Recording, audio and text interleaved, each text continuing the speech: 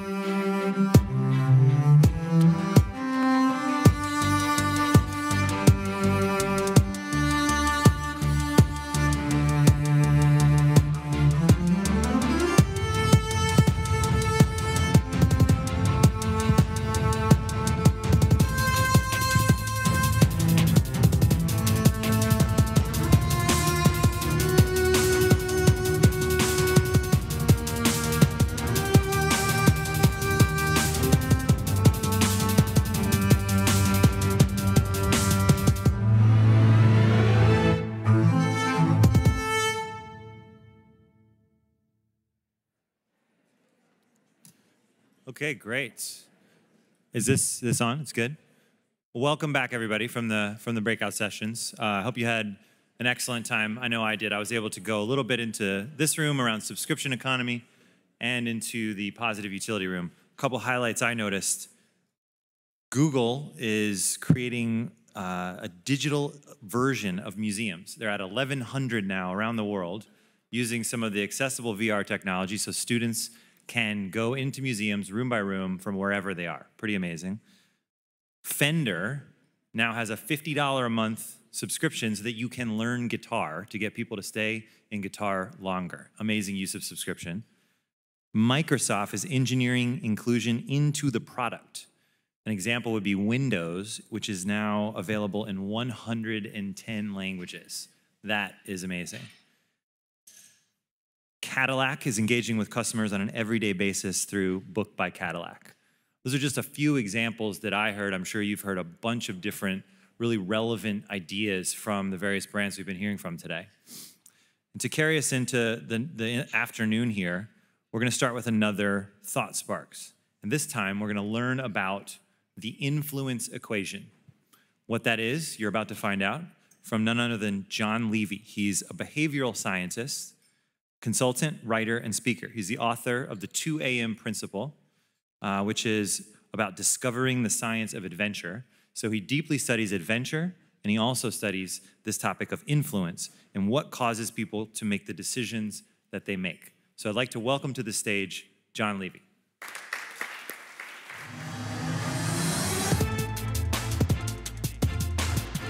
Can you hear me? Hello, yes? Oh, hi everybody. I'm John Levy. Oh, and there's my first slide. So my job is to share an idea in under 5 minutes that will kind of blow your mind. So I'm going to speak very quickly and hopefully succeed in this. So back in 1987, Chelio and Dietrich had a massive problem. They were releasing a new soft drink, and the early lab test said it tastes slightly better than urine smells.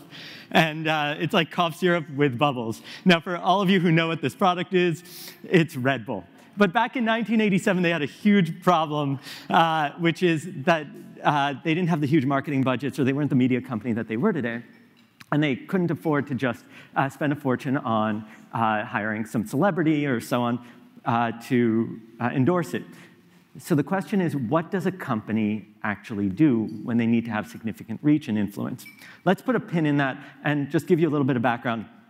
I'm a human behavioral scientist, and me and my team look at how to affect people's decision and what is it that affects the most influential people in our culture. And the first thing we needed to do when we looked at this question was we realized that people aren't just influential or not. This is about 10 years ago. This is before Twitter and Instagram and all that became super popular. And we realized that there's essentially 4 basic levels of influence. There's global influencers like Oprah and Sir Paul McCartney. But if you want to engage with them, you're mostly going to have to spend a lot of money because they're mission-driven, their lives are really full, and they have layers of protection around them from their staff and friends. The next level down are industry leaders, right? Industry influencers have an ability to impact an industry through their thought leadership, like a professor or a journalist, their position, they're the CEO, CMO, something like that, or previous success, they sold a company. And the interesting thing about this audience is that they have a respect within their industry and they earn their right to be there for the most part. The next level down are these community influencers. This could be your SoulCycle instructor, right? This is people have an impact over a few hundred or a few thousand. Think a reverend, martial arts master, up-and-coming designer, so on and so forth. And this has really become the new trend. People are often calling them the micro-influencers because they have a deep and personal connection with an audience, but it tends to be a more directed and smaller audience. The funny thing is that if you actually look at how to engage, last year I went deep into this industry influencer experience, but industry influencers, for the most part, don't have a desire to become global influencers. For the CMO of a major brand to become Oprah, it's a fundamental shift in a quality of lifestyle. They lose all their privacy, and it's really difficult to be with their family and spend quality time. But the community influencers, their biggest issue is that they've tasted success, and they have no idea how to get to that next level. So what is it that you can actually do in order to get there? And this is where the information gap or the opportunity really exists. You see, what the founders of Red Bull realized, and what my research team also realized when we were looking at this, is that there's 4 basic things that they need. And what they need is to soar. They need skills, opportunities, access, and resources. They fundamentally need to understand and have the opportunities to go to that next level in their career. And if you can provide that, it'll make all the difference. This is also similar to the strategy Apple used in its very early days, where they approached and went after creators, because they realized that if they could empower creators, then they will actually become brand advocates and so on. So what Red Bull did was absolutely brilliant. They couldn't afford to hire some famous pop star, so instead, they created Red Bull Music Academy. And one of the directives of Red Bull Music Academy was to create a school for up-and-coming DJs. So they trained and educated that next stage of musicians that were going to be the industry leaders. And when you finished Red Bull Music Academy, you earned a Red Bull t-shirt. It was the only place it was made, and it was the only way to get it. So when these people performed in front of groups of tens of thousands, they wore the Red Bull t-shirt with pride. And that was exactly the audience that needed to see it. Because lab tests of something that tastes slightly better than urine doesn't make any sense versus being really tired late at night and needing the energy to stay awake. So they figured out how to help them soar. The other critical element was actually coined by IKEA. It's called the IKEA effect. It turns out that you disproportionately care about your IKEA furniture because you had to assemble it. You see, we care about anything that we put effort into. And what most brands do is they try to win over influential people by showering them with gifts. The problem is, if I give you something, you may or may not care about it. But if I can get you to put effort into my brand, if we can do things together, then it builds relationships that are deep and meaningful. It doesn't matter if you're a tech company like Google or Microsoft or Samsung trying to reach micro-influencers, or finance companies like PayPal trying to reach small and medium businesses. It all comes down to the same 3 critical things that you can take away. 1, yes, can you get short-term results by paying people off and spending lots of money? You absolutely can, but it's an addiction. If you really want to engage with these quote-unquote micro-influencers or community influencers, you have to help them soar. You need to give them skills, opportunities, access, and resources, and this is a long-term investment. And third, and finally, authentic relationships that produce results and reduce costs over time require the IKEA effect. You have to have them invest effort into you and vice versa. Well, I hope you found this helpful, and thank you all for your time.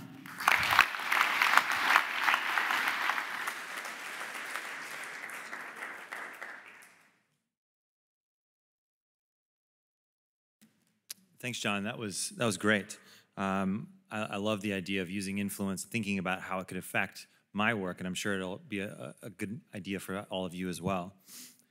And the next presenter is one of our best global brands, Allianz. We're going to introduce Jean-Marc Payol. He is the Global Market Management and Distribution Head at Allianz SE. He's been with the company since 2009, and his expertise across banking and insurance, as well as HR. And in 2017, I'm going to try to do my best here. He was decorated with the Légion d'honneur. How'd I do? Yeah. Okay, yeah, all right. By the French Minister of Economy and Commerce. Let's welcome Jean-Marc. Thank you.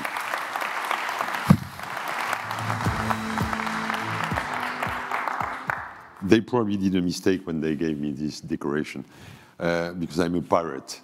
You know, I love skulls and I'm really a pirate, and I think that I'm here to talk to you about Allianz. And the first question I would have if I was on your seats would be what a French guy working for the largest and most profitable insurer in the world for the last 10 years is doing on this stage, talking about revolution, innovation, and so on.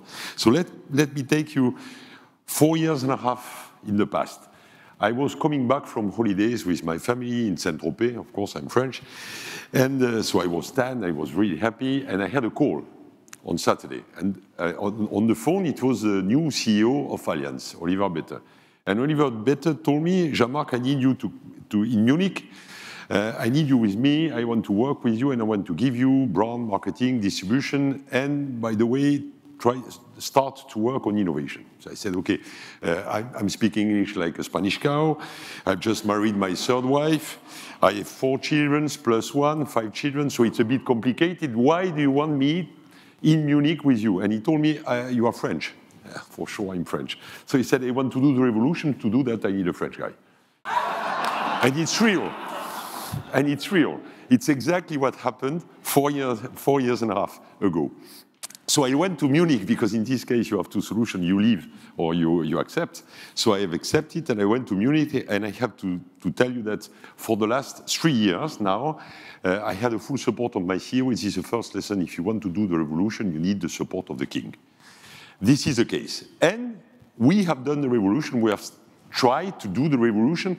And as an insurance company, it was quite interesting to see how powerful how many power you have when you have this enormous brand value on your shoulder, if you succeed in convincing your board to change completely their mindset and to think in a different way.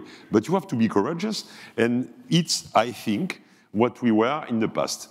To start, I will just give you a short vision of what we consider the market is at the moment. It's very simple because I think that it has to be simple like that to be well understood. This is what we are and the people we are facing in our day-to-day business.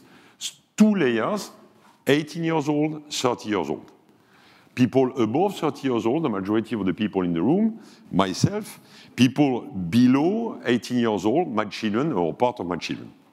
And in between, some other guys. So above 30 years old, 2 segments, very simple. On the right side of the slide, what we call traditional clients. Traditional needs, traditional behaviors.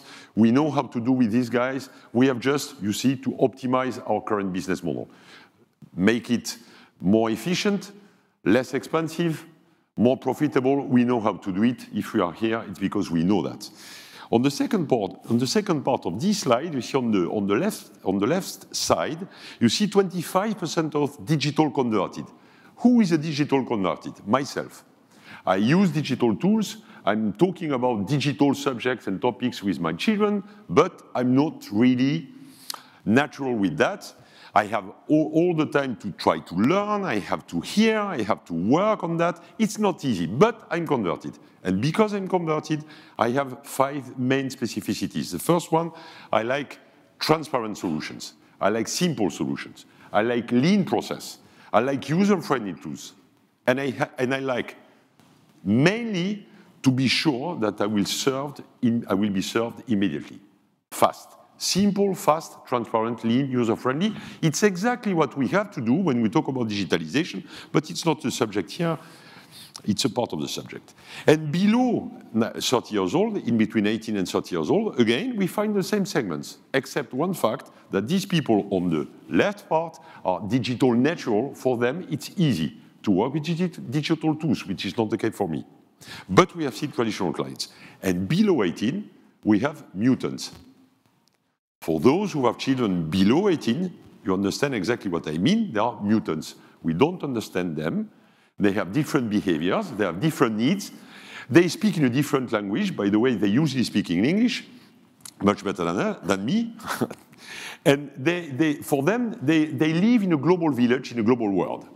So if we take these elements as a starting point, and if we start to think about the brand, if we start to think about brand awareness, brand reputation, we have to integrate that, and we have to drastically change the way we want to communicate to the market. And it's exactly what we have decided to do 3 years ago, and this is what you see on the slides. So first point, we have defined our value proposition. It's quite interesting. When you discuss with this guy, what is an insurance company? Good question.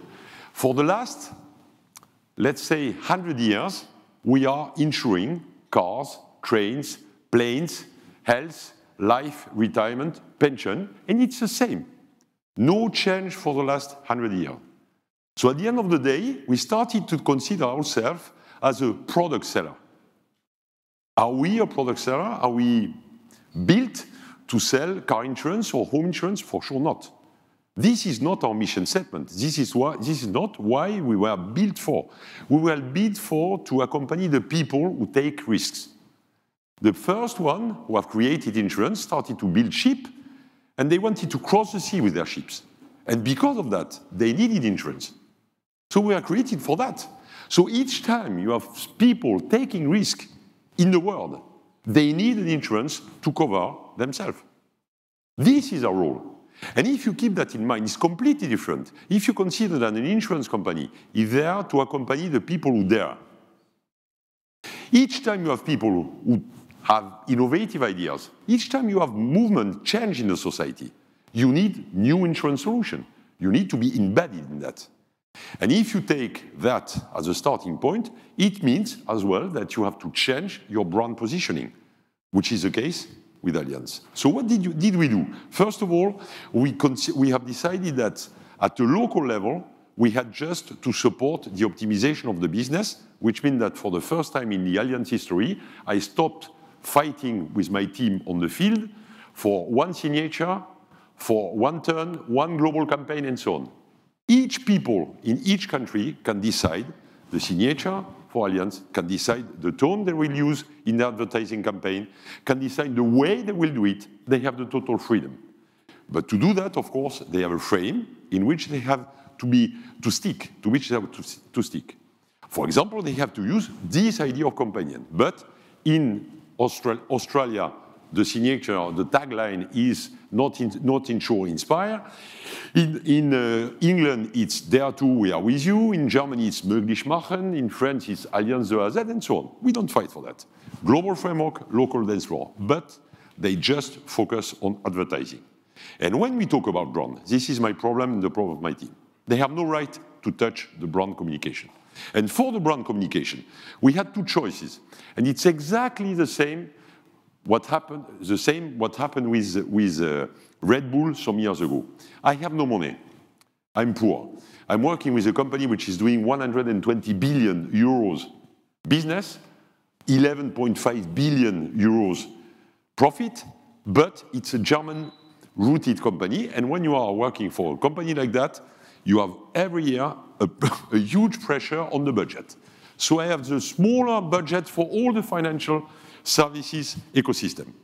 So when you don't have money, you need to have ideas and to take strong decisions. And it's exactly what I've done with the board support. And I've decided to stop any communication at a global level on the brand in traditional media.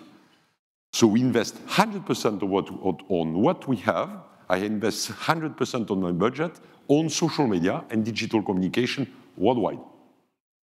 And to do that, we have decided also to stop to do communication campaign, traditional communication campaign. So we have created our own content platform. We have created our own IT tool with external supplier and provider, and we have launched a crowd creativity campaign, a crowd creativity challenge all around the world, and we ask to all the creatives around the world to provide us with new ideas, new videos. We select these videos and we push it on the web. In 6 months, we have started, of course, we have invested for 1 year. In 6 months, the last 6 months, we had 120 million viewers on the video provided by the guys all over the world, in China, in India, in Colombia, and so on. And I can tell you that the cost of this global engine is exactly the cost I was paying as a fee to the global communication agency I was working with. Quite efficient.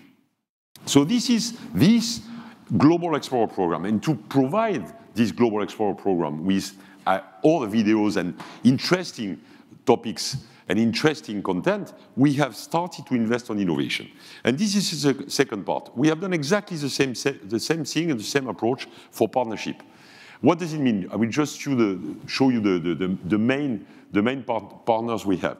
So we have still traditional partner, and we use it just to support the business. We have, at the moment, seven traditional partners, not more. When I arrived, we had probably 55 or 56 partners. I've stopped all the partnership except this one. Why? FC Bayern, German roots. Lang Lang, music for young people. St. Andrews Link, wealthy people.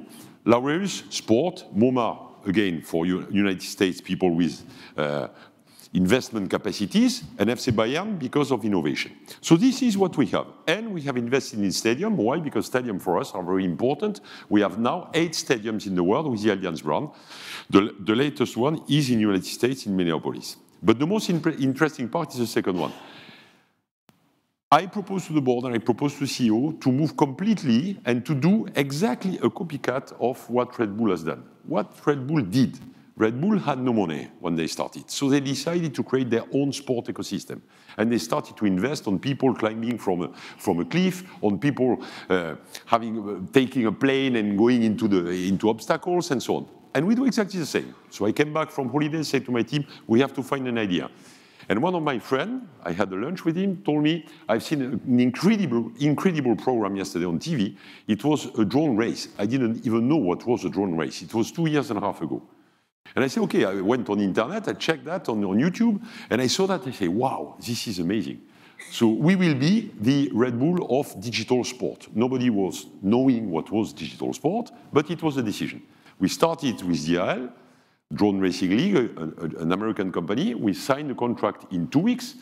And because we wanted to co-create this sport and to have the power on it, we took at the same time shares in the company. Just for your information, valuation of the company 1.5 years ago, 12 million, valuation today, 170 million.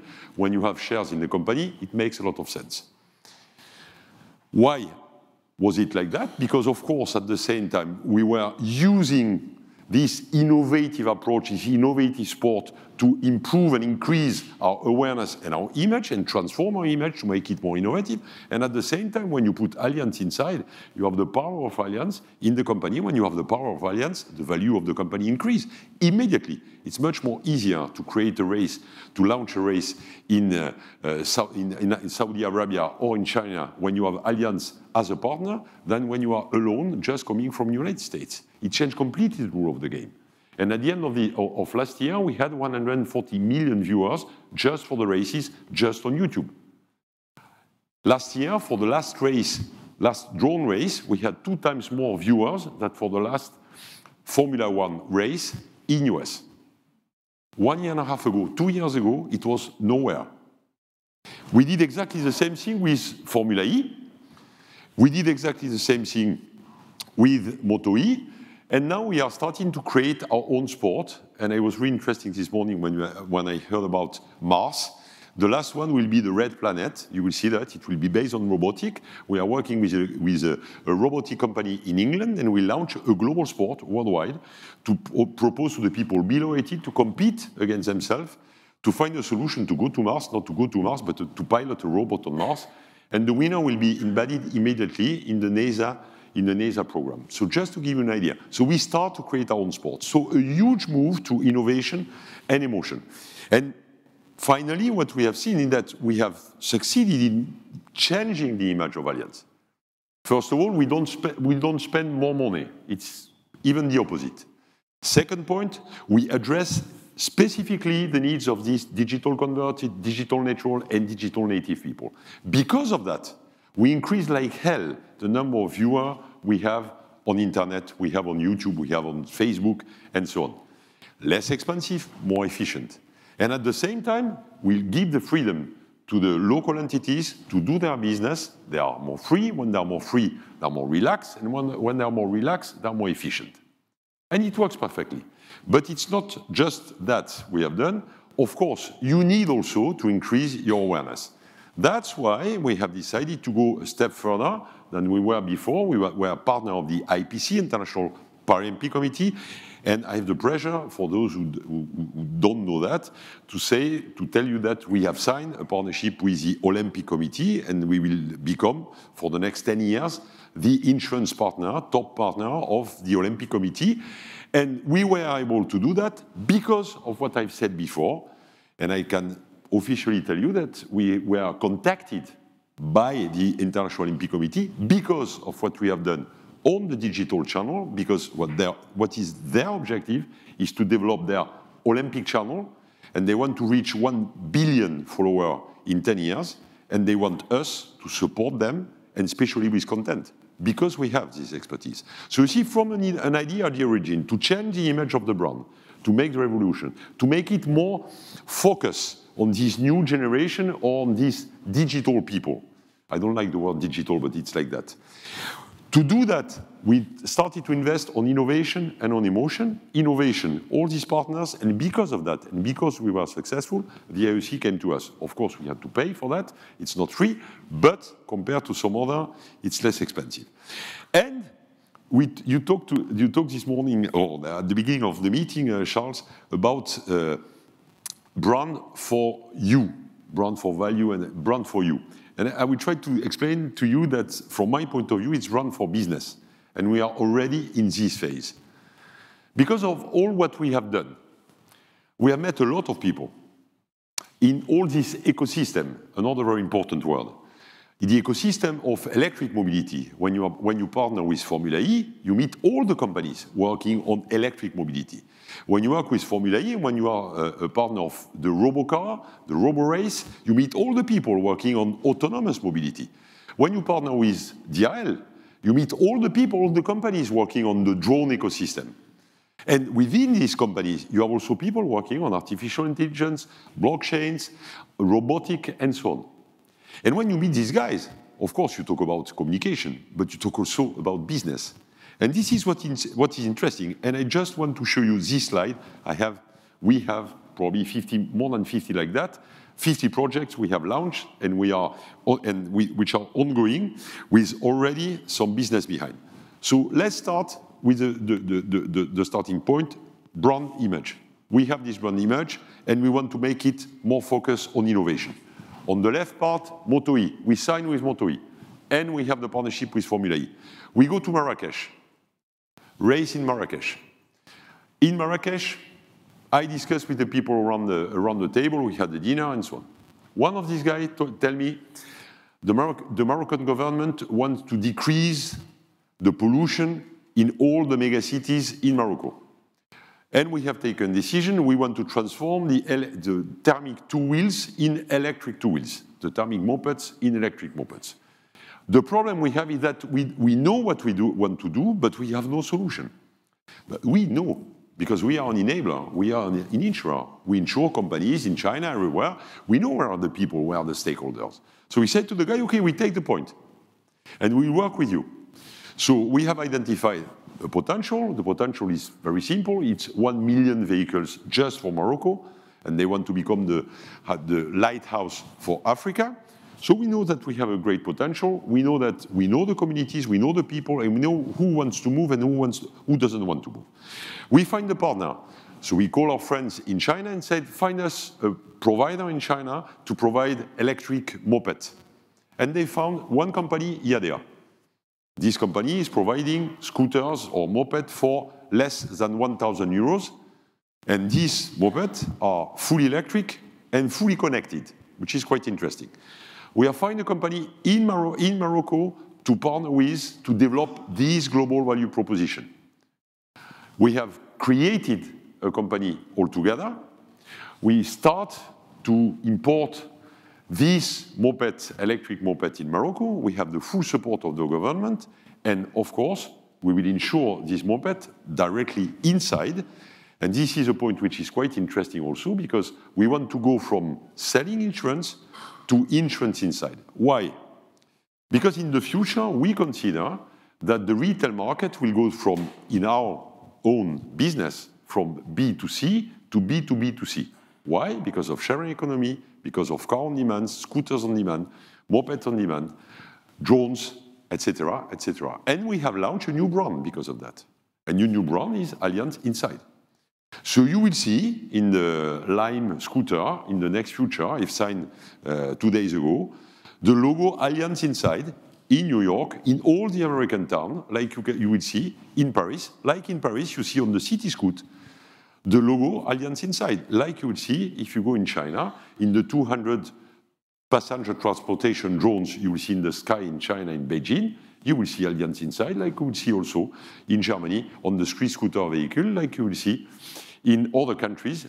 It's the natural continuation of what we have done in the past. That's why I consider that, and this is why I wanted to tell you, you can be disruptive even in a big company. You can take big decisions and strong decisions and tough decisions even in a big company and even in a big German company, which is not easy. Huh? You have to understand how to manage. And these decisions, based at the origin on brand awareness and on brand image, have a direct impact on the business. That's why I think that, and I think it's quite important for all of us. In the past, the brand issue were a hobby. I had many discussions with my successive CEOs, and they were always saying, yeah, brand is important. Yet we know brand is important. But at the end of the day, you have to spend a lot of energy to defend your budget, to be able to invest, to convince each year that you have still to invest, even if your awareness is at a high level. In this case, we start to show that when you invest in brand, you have a direct impact in the business. So it is the case for insurance, for sure. I guess it's the case for many lines of business. And at the end of the day, it's just what I wanted to show you. We can be disruptive. When you are disruptive, you create new opportunities. And when you create new opportunities, you understand that we can do brand for business and not brand for you. Thank you very much.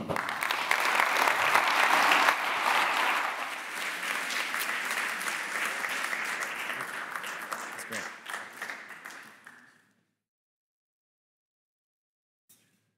Thanks, Jean-Marc. That was really interesting. I feel like you know you're doing something right when the Olympic Committee calls you and asks for help, right? So our next discussion is going to be on luxury and some lessons from luxury. You noticed earlier when Daniel was talking that luxury is the fastest growing sector in our Best Global Brands report. This panel will start to unpack some of the reasons why that is happening, why that's true. Our moderator for the panel is going to be one of our very dear Interbranders, Rebecca Robbins. She's our Global Chief Learning and Culture Officer, and she's also our Global Head of Luxury as a sector in practice. She'll be joined on stage by Simon Sproul, the CMO of Aston Martin. He joined in 2014, and he's been in the industry for over 20 years, working with brands like Ford, Nissan, Jaguar, Land Rover, and Tesla.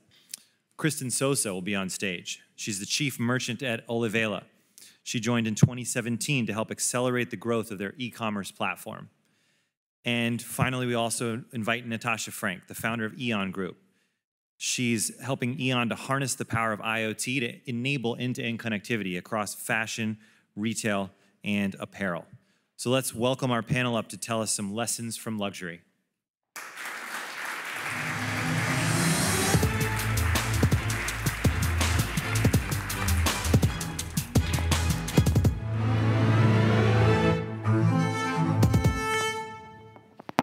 Some great rousing music. This is fantastic. And I'm going to switch my timer on, only for one reason. This man has to be in a helicopter in an hour. This is how we roll in luxury, people. So come into the fold, seriously. So I'm hitting that. OK, you're good to go. So thank you. Welcome to Generation Game Changers, Lessons in Luxury. And as you'll have seen from the opening of the debate, luxury has been a dominant force in this year's Best Global Brands. The best performing sector, up by 42%. 2 of the top 5 brands that are rising are from luxury. Again, you can probably name them already, but Vuitton and Gucci, both showing double-digit increase in brand value. What's fascinating, though, is when we look at the long tail. If you go back through the data, Andrew said earlier on, we've been doing this for 19 years. Vuitton first entered Best Global Brands top 20 in 2005, and it's still there. It's through that crisis. It's still there today, and it's the inexorable rise of tech brands. So there's something interesting going on in luxury. And so with that in mind, and no pressure, phenomenal panel of people here today. Thank you, Andrew, for doing the fantastic introductions. And I'd like to start with, we've heard brand bravery has been a common theme throughout every debate this afternoon. And I'd like to start with you, Simon, if I may. 2018. Seismic year for luxury, but certainly a real pivot year for Aston Martin. Yeah, so it's kind of ironic to be at the New York Stock Exchange. So a week ago, I was in the London Stock Exchange, and Aston Martin IPO, which, as you can imagine, many of you have been through a float. It's a fairly emotional process. And we're a company that has famously been bankrupt 7 times. We've had numerous owners, and so to get to, which was a 4-year journey for us, from when Andy Palmer, our CEO, and myself joined the company, to get to the point last week where we actually realized a valuation which was, I think, beyond our wildest aspirations. 4 years ago was quite iconic. We had a fantastic setup of cars outside the London Stock Exchange with a James Bond car and a Formula 1 car and so forth. And we became the only car company to be listed on the London Stock Exchange. Of course, our friends in red are listed here in New York. So there's a nice counterbalance between Aston Martin and Ferrari either side of the Atlantic. So yeah, a big year, and internally we only feel we're just getting started. So I'm not trying to sell stock. I'm not allowed to do that.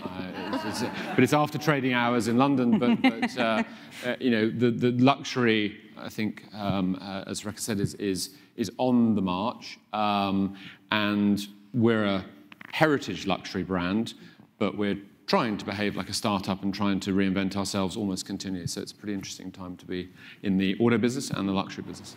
Which is a beautiful segue from a modern legacy brand, if you will, perhaps let's coin that as a term, to a modern luxury brand. So interesting, 100+ years of heritage. You've just really started in your first chapter, but already, I think, having a lot of impact in terms of what you're driving around connecting luxury, retail, and philanthropy, and already working with some phenomenal brands. You've got Valentino, Givenchy, you've got Stella McCartney. It'd be great to hear about 2018 for Olivella. Sure. So we are just over a year-old company. We work with over 200 brands, to your point. Basically, what we do at Olivella is we give 20% of our proceeds to support girls' education. So the problem that we're trying to potentially make a dent in is 130 million girls worldwide are not able to access education. And our founder and CEO founded the company. She is a philanthropist and educator, and she really has a strong passion around girls' education, as do all of us within the company. So we're trying to use the purchasing power of luxury and the consumer of luxury to make a difference and to do good. Which you're already doing, which is phenomenal. And Natasha, you are the one leading us into a brave new world.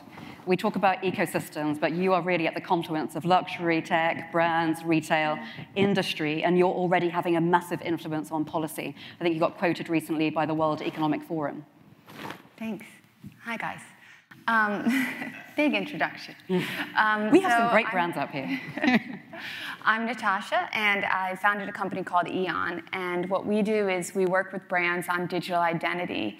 Basically, the concept that if you can create assets or products that are intelligent and identified, you can create life cycle transparency, and you can also embed your business value and performance throughout the entire product life cycle. So we created one of the industry's first RFID tags in the form of a thread, and we embed that into products. So now you can power the same kind of business intelligence and performance, and you could also use that same identity after point of sale to identify the product, build new relationships with your customers, and actually create the first global system for textile recycling. I'm not sure if you all know, but fashion is one of the #2 most polluting industries in the world.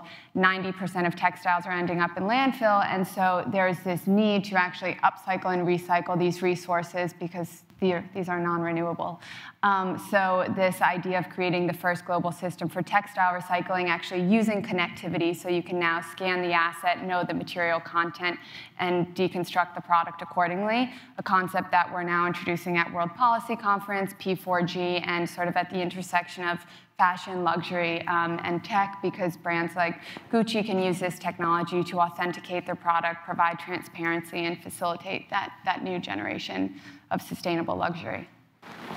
Fantastic. Well, a great start. And as we look at 2018, okay, phenomenal year, but that really only just begins for you. I think, as you talked about, the IPO is really the reset of Aston Martin.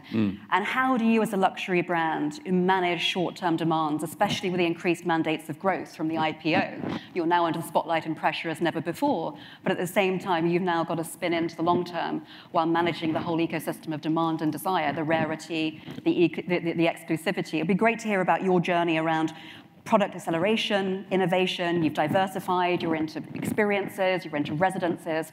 How do all these things come together for the long term for Aston Martin? Yeah, so I think we started 4 years ago as a small British car manufacturer based in the countryside near Stratford upon Avon. So any of you who studied Shakespeare, we're just down the road from there.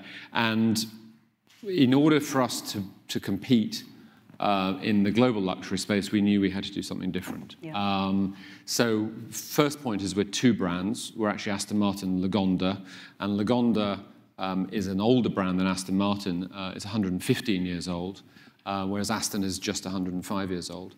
And we approached Lagonda, and I'll go down just this route because it's quite an interesting trend that we've seen emerging, is the fusion of luxury and technology. And so when we looked at Lagonda and relaunching a heritage brand, and any of you that work for a brand that's got a lot of heritage, how do you either wake up a dormant heritage brand and make it relevant, or how do you take an existing functioning heritage brand and make it relevant? And with Lagonda, we are going directly against Rolls-Royce and Bentley in the large sedan and SUV space, and arguably those two do what they do better than anybody else. It's a duopoly. It's very rare in any market, particularly the car market, that you get only two players in a market segment. So we looked at that, and with Lagonda, we're going to be the world's first all-electric luxury car company. So we'll be, if you think about Tesla capping out at 150,000 US, Lagonda will be another 100 plus over the top of that. So we'll be firmly in a very elevated price category, but with a product that's going to be entirely differentiated from what currently is on offer. Because if you buy today a Rolls-Royce or a Bentley, big engine up front, cabin, trunk. But with an electric car, flat floor, technology, you can offer a very different proposition. So Lagonda sets us on a path of luxury and technology. Aston Martin, as a brand, is growing into new segments, so principally SUVs. So a lot of debate over the SUV market. That SUV growth is driven by all of you, because you like sitting up high, you like taking the kids. SUVs are what people want to drive, whether it's in the mass market, the premium market, or now the luxury market. So there are already 3 luxury SUVs in the market, and we'll be the 4th.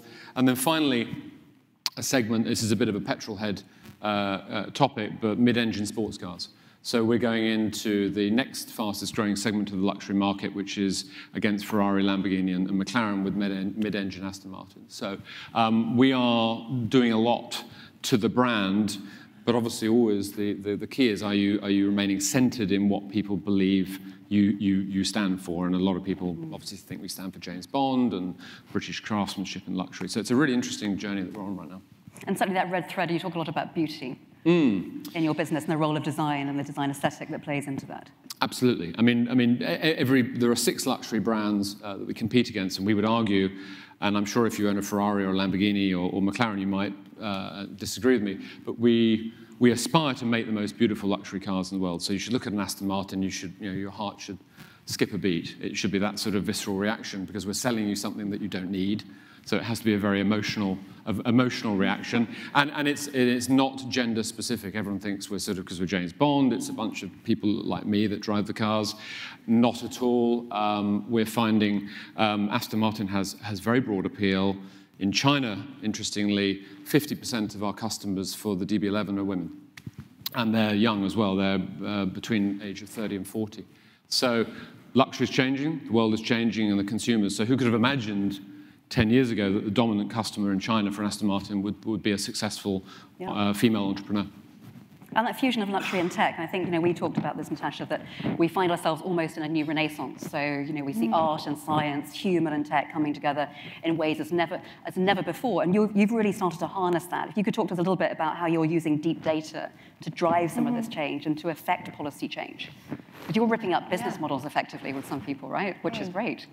Yeah, so we, to that point around how luxury is changing, I think it used to be this concept of this sort of super rare product, and now it's this valuable experience, right? How is that experience created? And I think some of the new brands, the real luxury now is owning the conversation with the consumer and being able to deliver that conversation that they want. So if you look at this new sustainable startup fashion brand, Reformation, they are not necessarily, they probably have a similar price point to maybe a Zara or a Premium, but they're kind of viewed as a luxury brand because they offer this direct-to-consumer relationship, and they have this powerful brand message that speaks directly to their consumers, and they're viewed as luxury now. So I think that relationship of how the data is used to actually target the consumer and build that more meaningful relationship and support that conversation with technology is creating a more intelligent and a new definition of how luxury is defined in the digital age.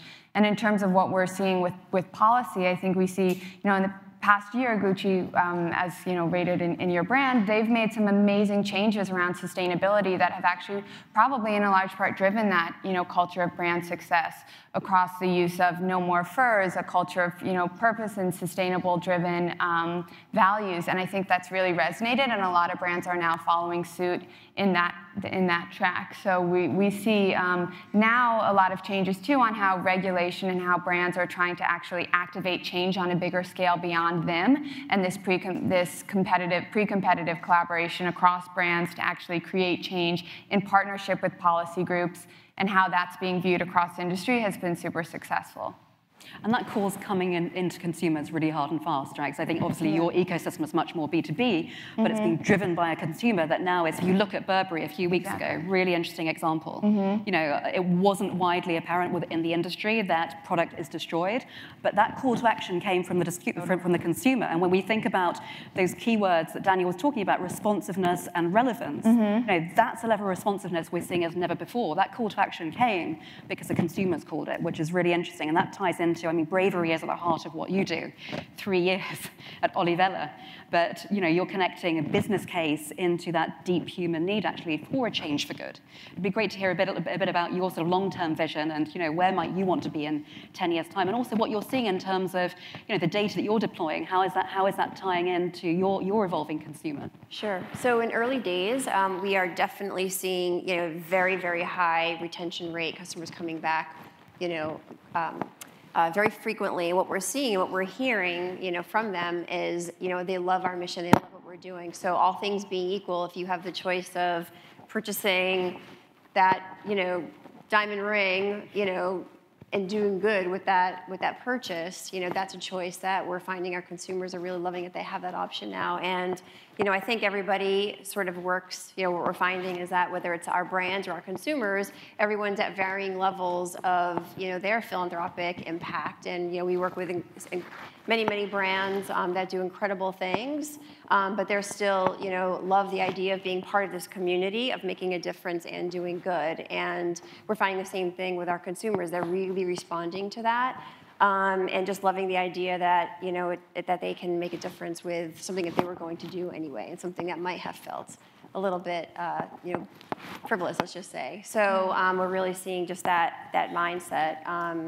And what we really try to do is to make sure that we communicate our mission. In fact, we recently ran this campaign with Care Organization out of Jordan, in which we worked with these individual girls, and we were actually able to put them back into school instead of them facing the other fate, which was being sold off into child marriage. And we recently were able to let the consumers see them back in school and see the difference that they were making and hear directly from the girls in terms of their hopes and dreams. And for us, it's really about portraying the hopeful side too of what we're doing, because from an emotion standpoint, there's that aspect that we feel is really important to let our consumers know, just in terms of the hope and the difference that they can make, and to see that difference. So we've recently started to do that. What we're also learning is that there's everybody has, or whether it's the consumer or whether it's the brands, things that are important to them. So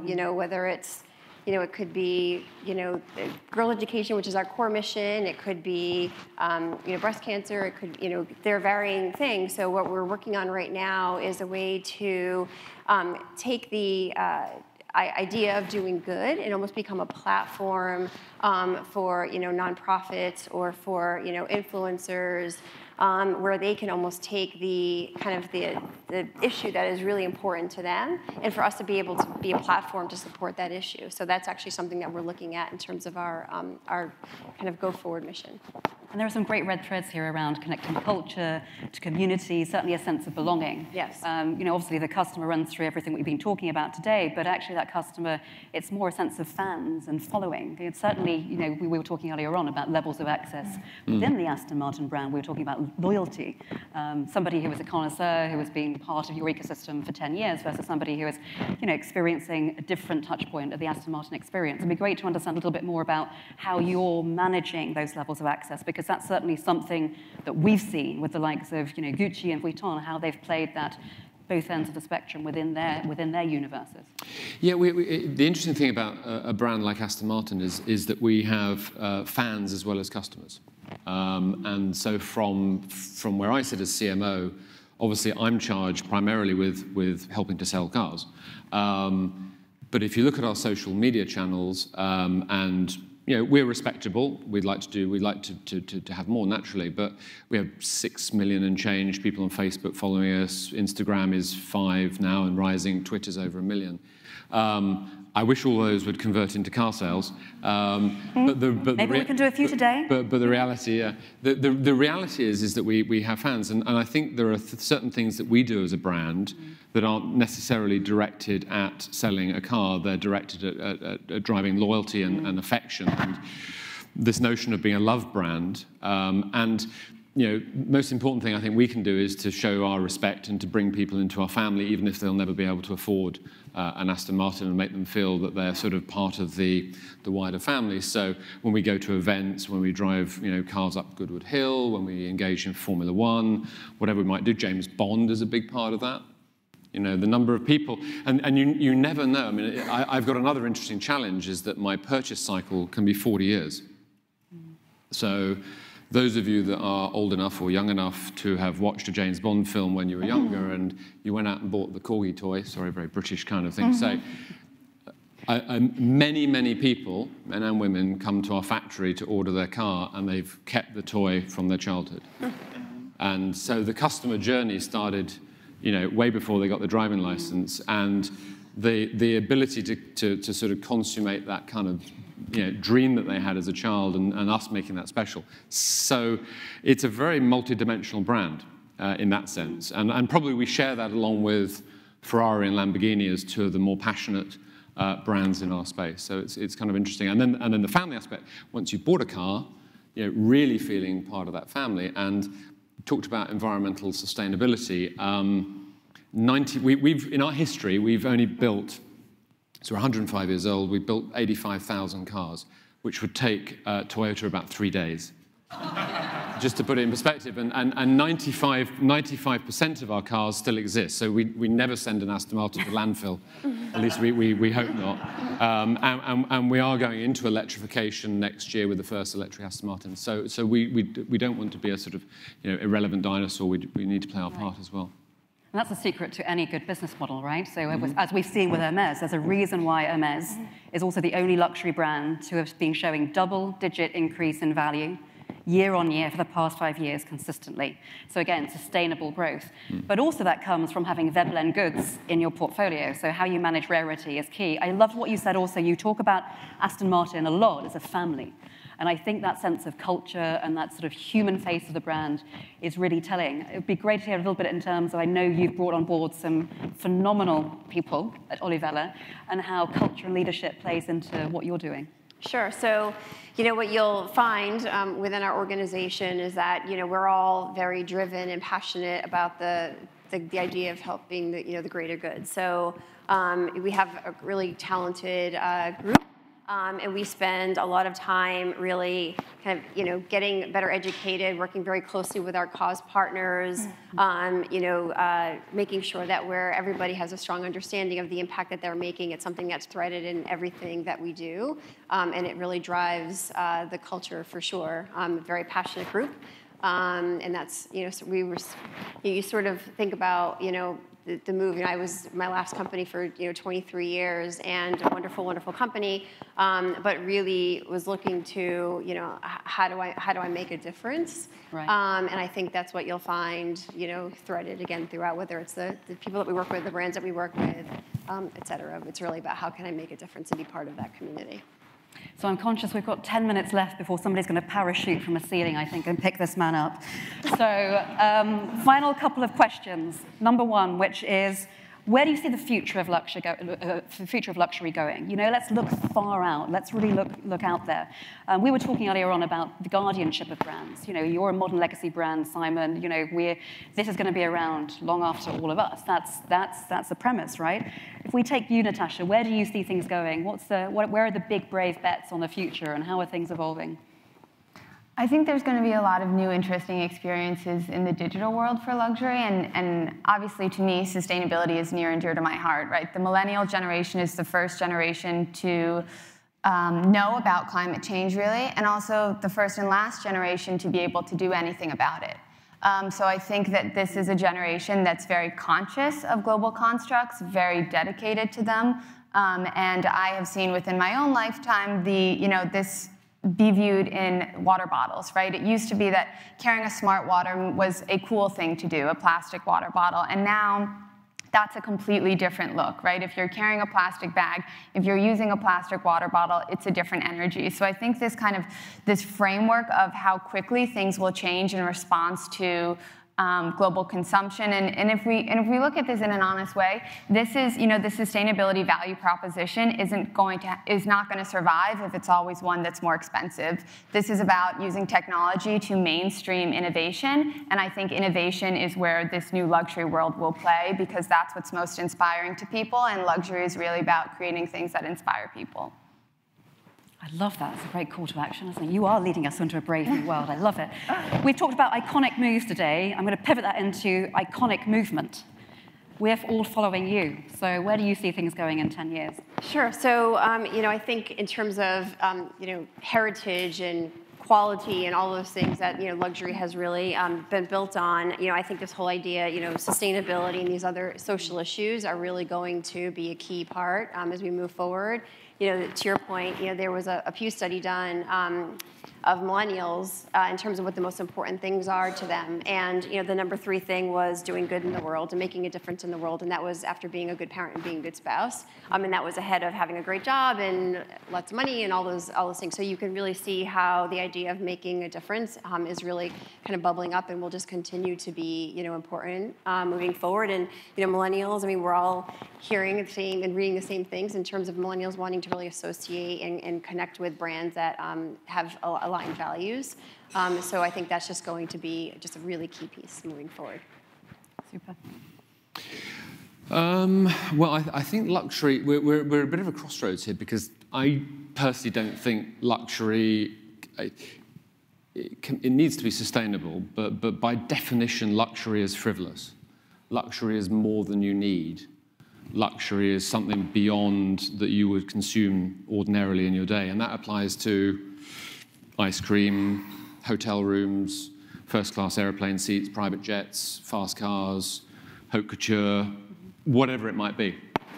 So luxury is a term that's bandied around a lot, and I think there will be a process of elimination, at least I think there should be, where true luxury, I think you coined the term meta-luxury, comes in, and that's going to be really important. So the companies that we see on the Interbrand list in the future should be, if they're on the luxury index, should be true luxury.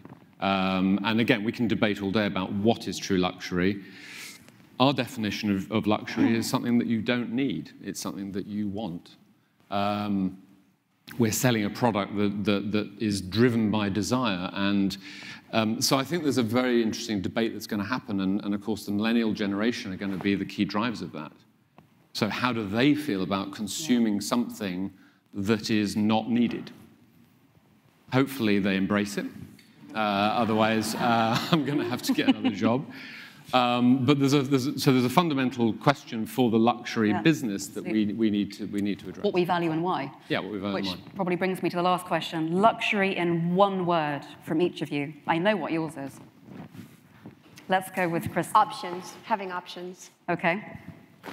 Well, I'm just going to kind of tee back to something that was said, because I think there's sort of a new definition of luxury too. And, you know, I've heard this term healthy is the new wealthy, right? Like this kind of new definition of luxury as this sort of not frivolous, but this kind of Gwyneth Paltrow-esque kind of fully integrated lifestyle, and this, you know, reflection of your values, and this other kind of luxury. So I think there's sort of two sort of tandem worlds here of, you know, frivolous luxury or something you don't need, but then also this more kind of holistic luxury value of your, you know, your lifestyles and your values being espoused in that. So I think there's, you know, an interesting balance there. I think luxury should be difficult. I really do. If it's really luxury, it should be difficult to do. It should be difficult to buy. It should be difficult as a company to keep doing it well. Otherwise, it's not luxury. So, you know, I mean, again, if luxury is just easy, then we're all luxury, and then luxury loses its meaning. So I think luxury should be really, really tough. So some great answers. And as we close, mine is coming anytime soon. MI5 descend through the... Yeah. I know, MI5 are coming. So I think phenomenal debate, thank you all. I think what's been really interesting, it has been a seismic year for luxury, but let's challenge ourselves, let's also be brave. When we write the luxury sector review every year, it would be really easy for us just to do another article. Well, we didn't do that this year. We wrote a manifesto and we wrote a call to action because we said, that's fantastic. You know, we've had double-digit growth across a host of individual brands. But what if we look back in 5 years and said 2018 was the year that we really got stuff together as a collective and shifted the needle? So with that in mind, and the words that close our manifesto, I want to share with you somebody else's words from the late, great Kofi Annan. And he said, sometimes we must do what is right simply because not to do so would be wrong. And sometimes we do what is right to help usher in a new day of new norms and new behaviors. So with that in mind and that call to action, let's go, people. And a huge thank you to all of you today. Natasha, Kristen, Simon, and the whole of Bond and MI5. We love them too. Absolutely. Thank you so much.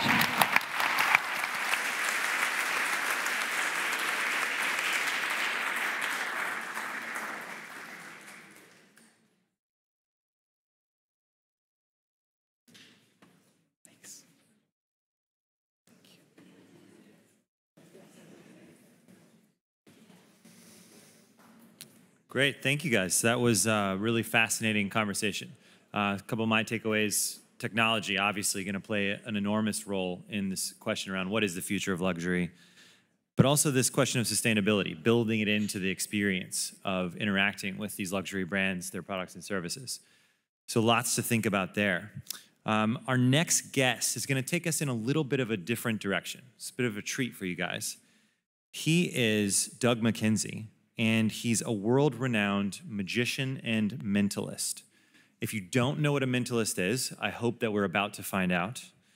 But he's actually been working with David Blaine for the last 10 years, all those ABC specials that you may have seen. This is one of the architects behind those specials. Doug McKenzie, we're excited for you to come up to the stage and share some of your work with us.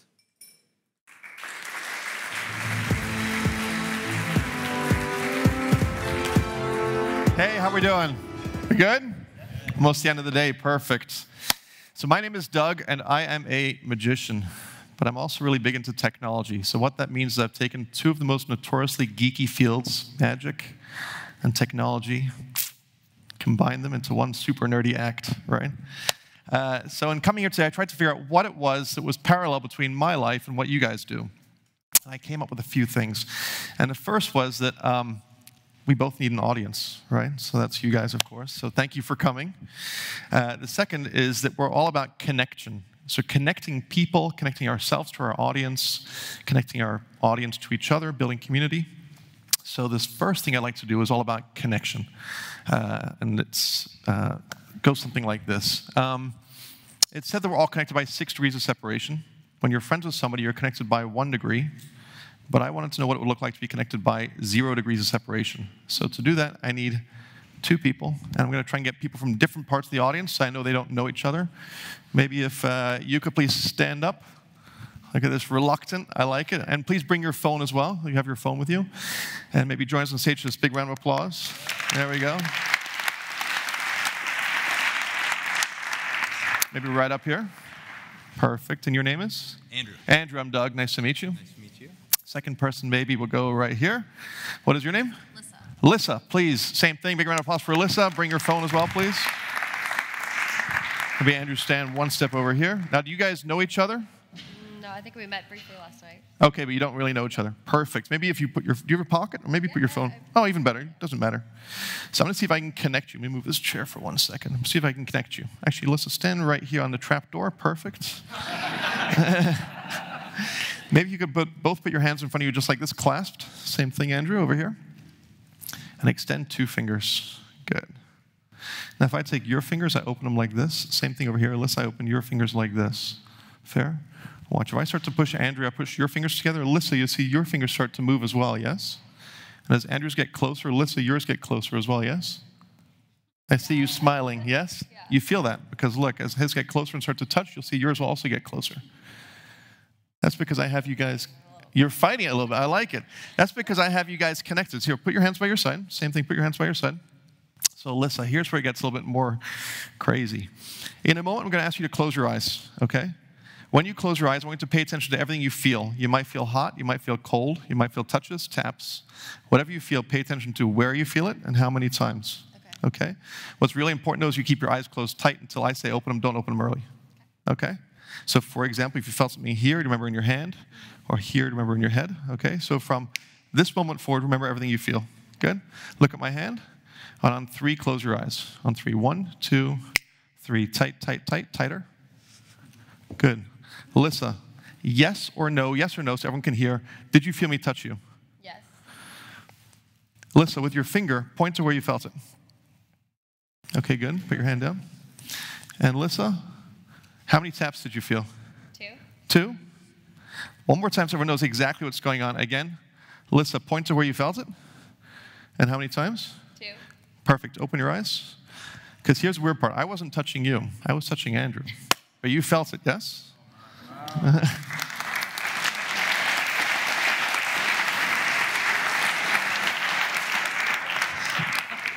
So that was an analog connection, okay? Let's make it digital. Do you have your phone? Yes. Please pull out your phone, and Andrew, hold your phone maybe in your right hand just like this. Make sure it's not on Do Not Disturb. Maybe turn your ringer on. Same thing, maybe if you grab your phone, hold your phone maybe in your left hand. Make sure your ringer's on. It's not on Do Not Disturb or anything else like that, correct? Okay, good. Hold it so you can see it up like this, and so everyone else can see it as well. Same thing, hold your phone up so you can see it and everyone else can see it. And with your other hand, extend 1 finger, or maybe I'll say 1 digit. Just like this. Okay, good. If I take your finger like this, I take yours like this, and we just touch them together right here in the middle. Hold your phone up. Do me a favor, answer the phone, answer the phone.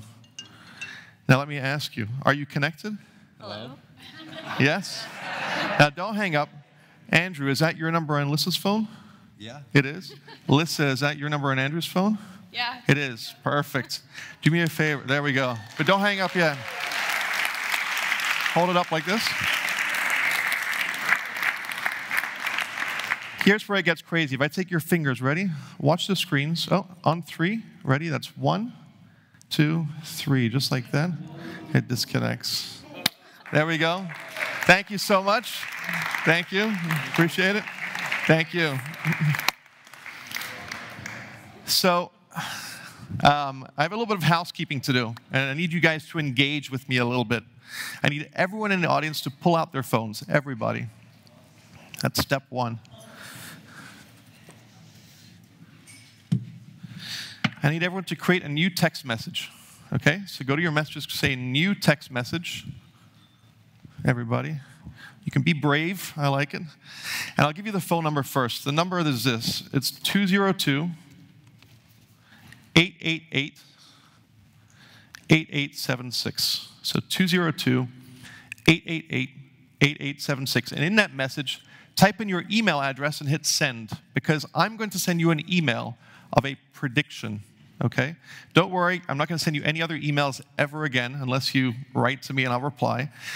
But 202-888-8876, hit send, and I'm going to send you an email. What's important are 2 things. Number 1, that you check that you get the email, but number 2, that you do not open that email, okay, until the end when I say open it. Fair? Okay, 202-888-8876. Type in your email address and hit send, nothing else. And don't worry, by sending that email, you've also just subscribed to a daily dose of cat facts at 6 o'clock in the morning, courtesy of me. No, just kidding. You'll not hear anything from me ever again. So that's the housekeeping. Next thing, I was introduced as just a solo act, but the truth is I have a secret assistant, okay? And you guys might have met her already. She's been hiding. This is Amazon Alexa. Are you ready? Alexa, are you ready? I'm ready when you are. Perfect. Now, some people think it might be a guy in the back of the room with a microphone, so just to be sure and to disprove that fact, please give me any city in the world. Any city in the world. London. Alexa, what time is it in London? The time in London is 10:35 p.m. Okay, perfect. Alexa, do you know where we are? Yes, we are at the New York Stock Exchange. Yes, we're here today with Interbrand. Wow, I see Amazon is on the list of top global brands. Mom, Dad, are you here? Yeah. So she clearly has a sense of humor, and she's quite intelligent, but the truth is she a good magician? We're about to find out. I'll leave her there for a second. I also brought 2 other things with me. Number 1 is over here, courtesy of New York Stock Exchange. It's a coffee mug, and let me see, over here, your name. Pete, please stand up. Everyone give Pete a big round of applause. You're going to stay where you are. Coffee mug for you, please check it out. You sound like you're an expert with coffee. Perfect. And here is a die, or you can call it a dice if you want to be incorrect about it. Please make sure there's 6 different numbers on that die. Yes? 6 numbers on that die. Perfect. Put the die inside the cup and shake it around. You got it? And whenever you'd like, I want you to stop. You got it? And I want you to look at the top number, look at the number in the top, and show a couple people around you. Fair? Now, Pete, I want you to think of that number and count 1 through 6 out loud so I can hear you while you think of that number. Ready, set, go. 1, 2, 3, 4, 5, 6. Okay, one more time. 1, 2, 3, 4, 5. Okay, definitely a 6. Was that first number a 6? It was. Okay, good.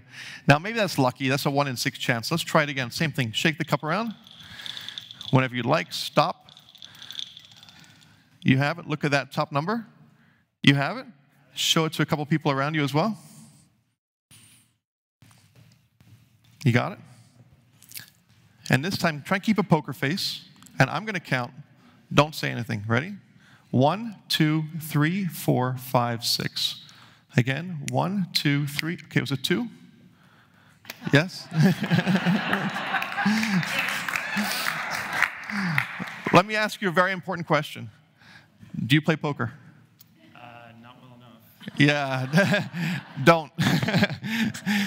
Let's try it one more time. Pete, same thing. Shake the cup. Look at that number. And same thing. Show a few people around you. You have it? You have it?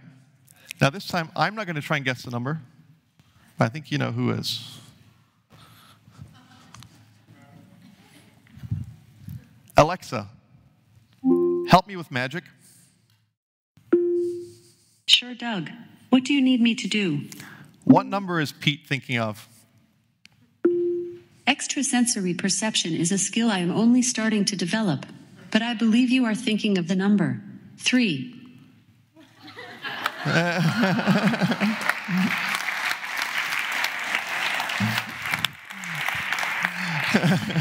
Thank you so much. Big hand for Pete.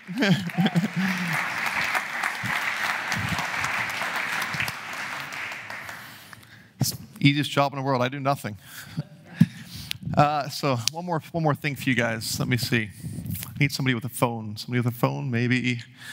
Wave your hands in here with your phones. I like it right here. Perfect. Do me a favor. Unlock your phone. Your password is very easy. I saw that. You might want to change that. And we're just going to read aloud your browser history. You ready? Please don't. And the doctor says the tests are negative, by the way. I'm kidding. Let me ask you an important question. If we were to Google it, how many articles do you think there are in Wikipedia in English? What's your best guess? 5 million. That's a really good guess. Today, 5.7 million. Wow. Impressive. Your name is Rosie. Rosie, amazing. So Rosie, here's what I want you to do. I want you to think of something you could find in Wikipedia. It could be a person, could be a place, could be a thing. Up to you. Be creative if you'd like. You have something? A person, place, thing? Great. And take the phone and search for it. And you can do it secretly if you like so no one else can see. I'll turn my back. Some people think I can see where your thumbs are going and I can see what you're typing, which is crazy, but some people come up with really crazy theories. You have something? Okay, good. And your name is? Oliver. Oliver, do me a favor. Take the phone. And Oliver, go to the middle of the article. So take the phone, go to the middle, and scroll and think of any long word. So not the subject of the article, but any long word that you find in that article. Just think of it. A long word. Again, not the subject, anything you'd like. You have it? Yeah. Okay, good. Do me a favor. Think of that word in your head. Yeah. Okay, good. And hold the phone close so I can't see it. Rosie. Think of whatever you search for. Think of the first letter of your word.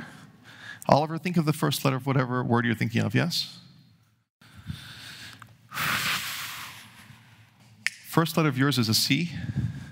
No. What's the first letter of yours? Yours is a C. Let me ask you, is there a picture on that page? There is at the top. Look at that picture. Okay, it's not just one picture, it's a lot of pictures, yes?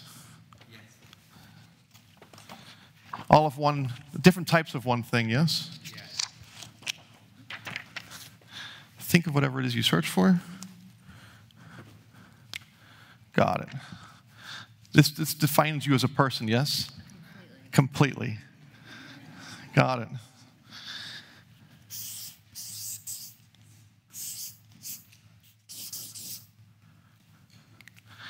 What is it that you're thinking of? Cat. Perfect. Our cat person over here.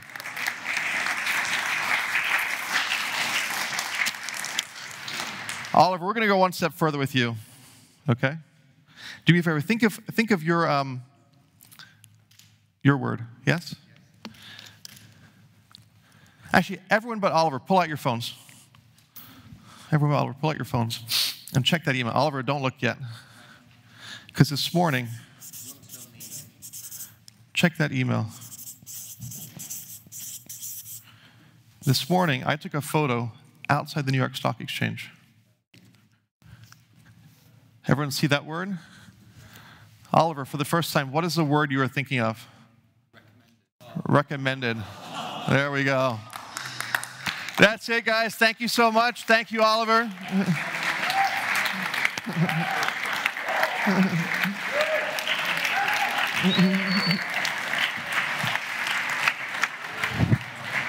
Thank you.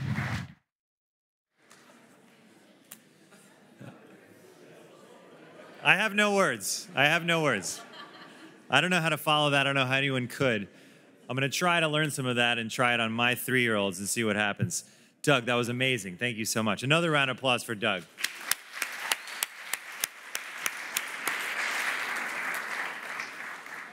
A nice precursor to the closing conversation of our day together. I've really enjoyed the different things we've talked about, the ways that we've investigated and dissected brands and businesses today.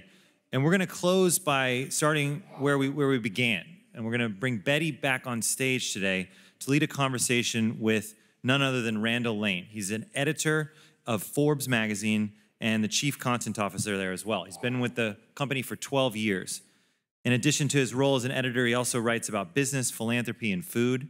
And just in this last year, he's interviewed Jeff Flake, Donald Trump, Emmanuel Macron, and Jeff Bezos, to name a few. It's quite a year so far for Randall. They're going to be talking about how capitalism is fueling a brave new world. So please welcome Betty and Randall to the stage.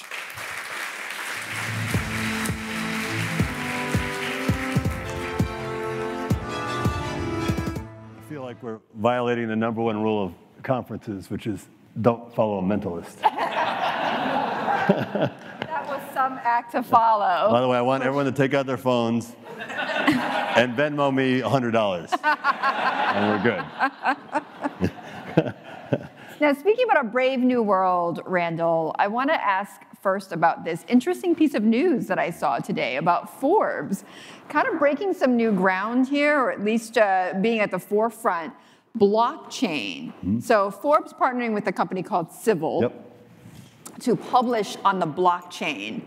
Now, I'm not sure exactly what I said. So what does that mean exactly? It's, I think it's, we've been talking about brands all day. I think it's consistent with what Forbes has always, at least for the last, we got Mike Federle, our CEO, back here, and since Fed and the new management team came in 7-8 years ago, with the contributor network, the brand voice platform, it's always been trying to do new things and do new things first and pioneer. And so this is an idea. We think that blockchain is here to stay. Now, whether or not you should be buying Bitcoin, I have different opinions on that. But blockchain, we believe strongly, is here to stay. And so with that in mind, why shouldn't we be the first major publishing company to try to experiment and actually publish on the blockchain, which is, in the beginning, it doesn't mean that much. What it means is it's basically a verification system where our metadata is going to be shared via Civil, and you're basically going to know it's real news, it's a real Forbes story. It could lead to all sorts of things, but I don't want to get too aggressive. We're going to sit and we're going to learn and we're going to experiment, but we're taking that first little foot forward. It could lead to all sorts of things as blockchain develops. Like what? Like, give me an example, for instance. It could, if you project out, if this all works, people could publish, use our CMS, publish, a contributor could publish their story on the Forbes platform, and then, let's say 5 days later, because Forbes, with our contributors, we always, they always publish first in Forbes, they want to publish it on their own blog, it could automatically upload, and again, you would know, everyone would know it's the legitimate story, it could serve as basically a verification and a certification and an automatic syndication, but again, that's 5 steps forward. Right now, all we're doing is dipping our toe in the water. Could it be like sort of what social media is now on steroids, essentially? Listen, I think at the end of the day, blockchain is. If you look at what are the technological trends that are for real, it's blockchain and it's AI. Mm-hmm. Those are not going anywhere. Those are you have to play, and so we're playing in both those areas. Our CMS also has an AI component. It will, when our contributors or our staffers write a headline for a story, we have AI prompts to try to help them write better headlines. And so again, we don't have computers writing stories yet, but we are experimenting and dipping our toe in so that we learn. Because who knows, I could not tell you where this is going to go. I just know that we're going to learn, and wherever it goes, we want to be one of the first with the knowledge to do that. Right, learn, evaluate, and then adjust, right? That's the key to capitalism. Here we are. Here we are. The Versailles of capitalism. you know, and when you think about all these technologies, right, whether it's blockchain or it's AI, you know, or any number of ones that we've talked about, how does that, Randall, in your view, change the way or changing the way brands communicate to the, you know, quote unquote end user? In terms of using the technology, I think at the end of the day, and also receiving that content too. Again, these are evolving. I think it comes down to brands need to show that they're evolving. I mean, it's almost as important that we're trying it as to what we learn, because we're also sending a message about our brand that we are open to innovation, that we are learning, and we're comfortable failing too. And I think as much as how do you use AI to disseminate information, receive information, blockchain, again, still very in the early days of both these things.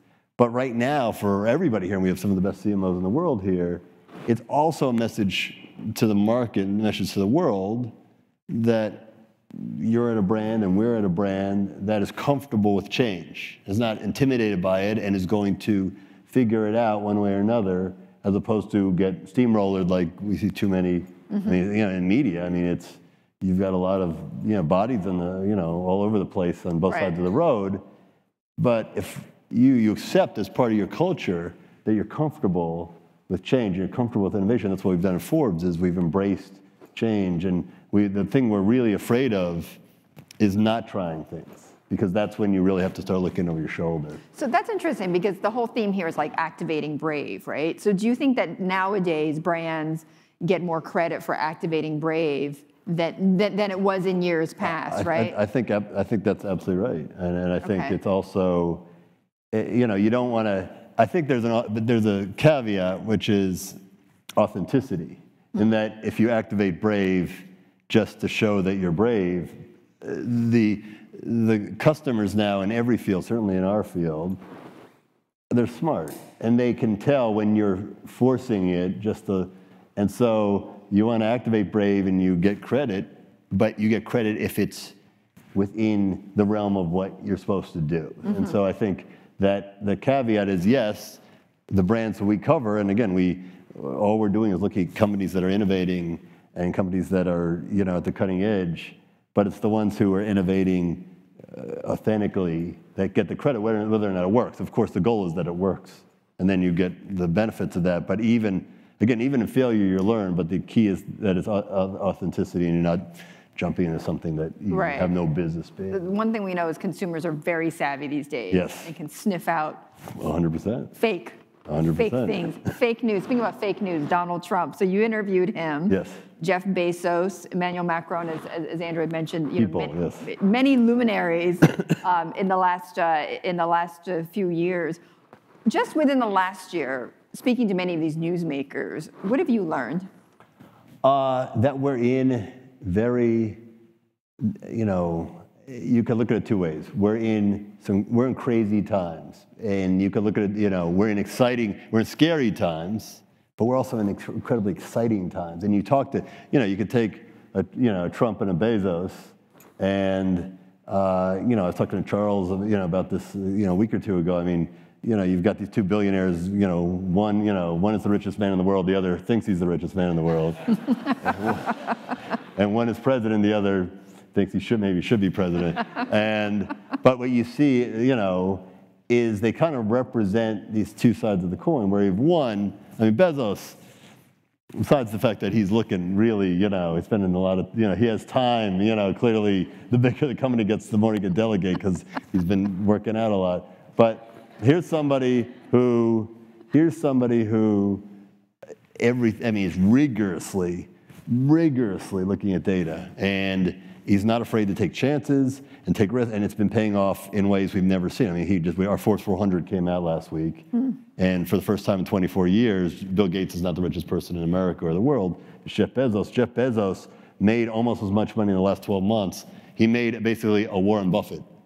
And just in additional gains, he's now worth $160 billion. We never had anybody worth $100 billion, and he just blew past that. So he is absolutely crushing it, and crushing a lot of companies along with it, because that's somebody who's focused on data and logic. And then you have this other guy who, there's no data, it's all gut. Facts really aren't, there's no fact set. It's just gut and marketing.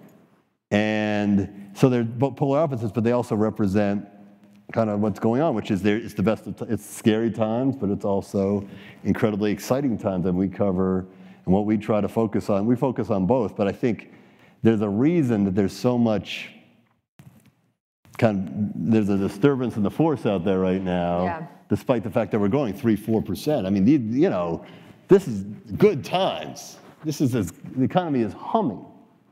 And yet people are, you know, and that's the riddle. That's the riddle. That's so interesting you point that out, though, putting them side by side. I mean, does it tell you that they're, you know, we've read about this, talked about it, about the two Americas, right? I mean, you know, is there no better metaphor than that, perhaps? And in some ways, it's the same.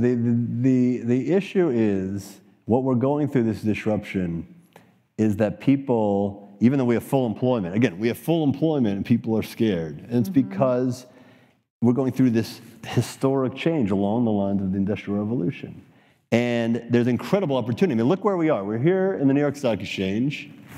And, you know, we just, last week also we came out our Under 30 Summit, which is, you know, we gather all the honorees from our 30 Under 30 list from around the world. And we had over 9,000 people come to Boston, the best young leaders and young entrepreneurs in the world. It's an amazing event, amazing event.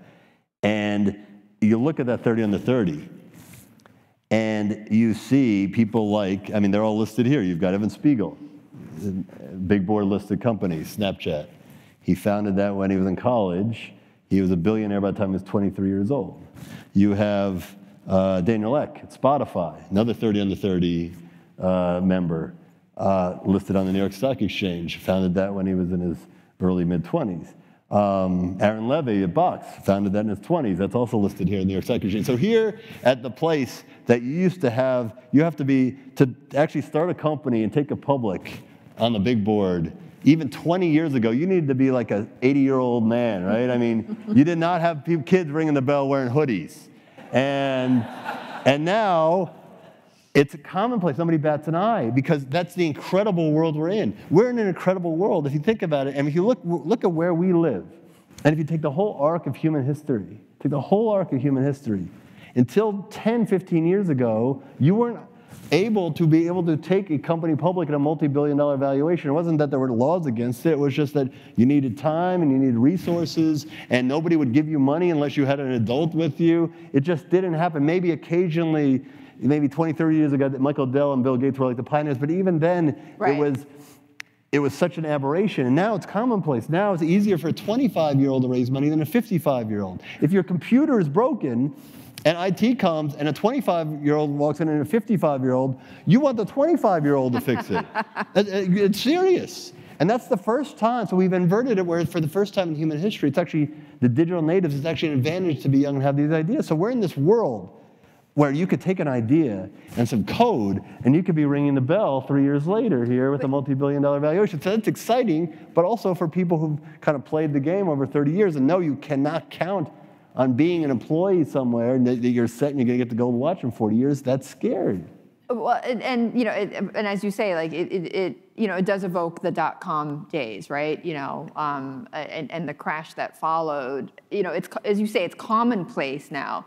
But is it normal in your view? Well, it's different because of technology and because of the digital. I mean, it's part of all our lives now, and because the people who grew up with these phones, they're wired differently. They could see things that, you know, we are maybe a few years older than them, but we just can't see it because it's innate to them. And so I don't think that's going away. And just because it's like, okay, well now everybody in every generation is going to have that, it's normal, because no, the next generation, it's going to be innate that they work in AR and VR and they grew up with that. So because of technology and people growing up, you've had a paradigm shift where I don't think that changes. Now, whether or not where we are with the market, I would want like your feedback on that. But where we are with kind of the history of entrepreneurship, this isn't going to change. This isn't like, okay, like after the next crash, the kids get back to school and the adults get to run again. It's not going to happen. The 30 to 30 works for a reason. This is here to stay. This is absolutely here to stay, because